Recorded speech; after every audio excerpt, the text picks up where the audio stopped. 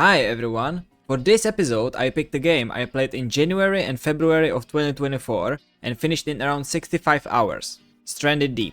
It's an open world survival indie game that you can play either solo or with friends. Unfortunately I didn't have anyone to play it with, so I ended up going through the entire game alone. Before I start talking about the achievements, I want to warn you about 3 important things.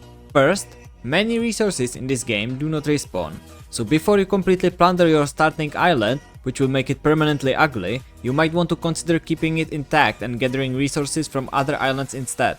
The starting lifeboat is perfectly fine for traveling to nearby islands. A good strategy is to explore nearby shipwrecks, collect as many crates as possible, and bring them to a neighboring island. There, you gather even more crates, collect all available resources, and fill the crates with everything you need. With 1 or 2 trips, you can transport all of that back to your main island and store it into these piles without destroying your home island at all. Alternatively, you can fully loot the starting island and simply choose a different island as your main base. Second, there are technically 3 missable achievements. 2 of them are only missable because of limited resources, and while resources are limited, there are still plenty of them across the map. The main truly missable achievement is Magnets, which requires you to finish the game without ever using a compass. Since you start the game with one, the safest option is to restart early if you think you've already used it. On a fresh save, put it into your inventory and dispose of it. From that point on, whenever you find a compass, just leave it where it is. If it blocks a slot in a crate you want, move it to your inventory and immediately throw it into the ocean, just never equip it in your hand. I'm also pretty sure I used the gyrocopter and still got the achievement, so that doesn't seem to affect it. Navigating without a compass might sound scary at first, but you can go to main menu, cartographer, take a screenshot of the map, rotate it so north is facing up, and navigate using island shapes and nearby island counts and their positions. Another helpful trick is to travel in straight lines and build campfires in the direction you came from. That way, you can always find your way back by following those markers. Third, I strongly recommend making a checklist of all craftable items and crossing them off as you craft them on your main island. This will save you a lot of pain later. The game has 37 achievements and I think all but 2 of them are well designed. Many achievements unlock naturally just by playing the game. The ones you need to actively focus on include Horticulturalist, where you need to collect and plant every type of plant on your home island. Industrial Fashion, which requires crafting 10 scrap furniture items. Make sure to do this before spending all your scrap on raft or other projects. Fish Are Friends and Vegetarian, which requires surviving 10 days without eating fish or meat respectively. Food isn't much of an issue in this game, so these are fairly easy.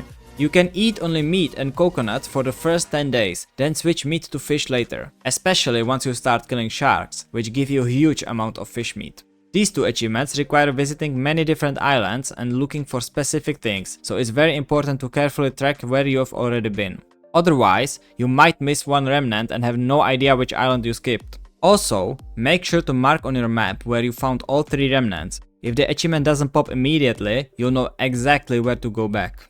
Gotta craft them all! It's easy if you made checklist early on. The only slightly tricky part is crafting all raft bases, since their materials cannot be put into your inventory. You have to transport them by raft to your main island. Still, I don't remember this being a major problem.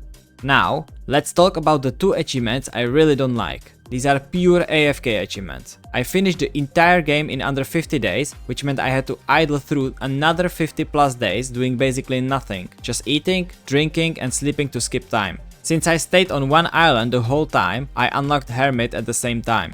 Even if your playthrough naturally lasts 100 days, you'll probably still be missing Hermit, because there's simply not much reason to stay on one island for 10 days straight. So my advice, sleep as often as possible throughout your whole playthrough to speed things up. Now, let's get to my ratings. Again, keep in mind that these are highly personal and may not reflect your own experience with the game. Story, 1 out of 10. The most basic island survival story imaginable. At least there is one, I guess. Gameplay experience, 7 out of 10. I really enjoyed the game overall, but I definitely would have enjoyed it much more with friends. I also remember having some issues when rebuilding parts of my raft, which was pretty frustrating, although I'm not sure if that has been patched since. Another thing I'm not a huge fan of is the limited resource system. For example, if you want to build some epic mansion with friends, you'll eventually run into hard limits. I understand that the game is designed around island hopping and that limited resources are meant to encourage exploration, but in my opinion, this could have been handled better. For example, through infinite map expansion or a system similar to Terraria where you can transfer resources between worlds. This likely won't be an issue for most players, but it's worth mentioning. Achievements, 9 out of 10. The 100 day and hermit achievements are extremely boring, not grindy, just straight up you will stand there and you will like it mentality. Still, they are relatively fast to complete. Since sleeping reduces a day to about 18 minutes, those remaining 50 days can be done by idling for roughly a day, occasionally checking in to eat, drink and sleep. Annoying and boring for sure, but it is manageable. Everything else is excellent. The achievements take you across the entire map, introduce you to all items, plants, animals, and really give you that I've seen everything this game has to offer feeling. Difficulty to 100%, medium. Keeping track of all crafted items, visited islands, and avoiding the compass can be tricky. One mistake can force you to repeat large parts of the game, and the 100-day achievement pushes it out of the easy category, even though almost all achievements are pretty simple and straightforward. Overall, this is a very fun game and I strongly recommend playing it with friends. Those 100 days will definitely pass faster together, although keep in mind that some achievements only unlock for the host. And as always, if you have any questions, feel free to visit me on my stream or leave a comment below. See ya!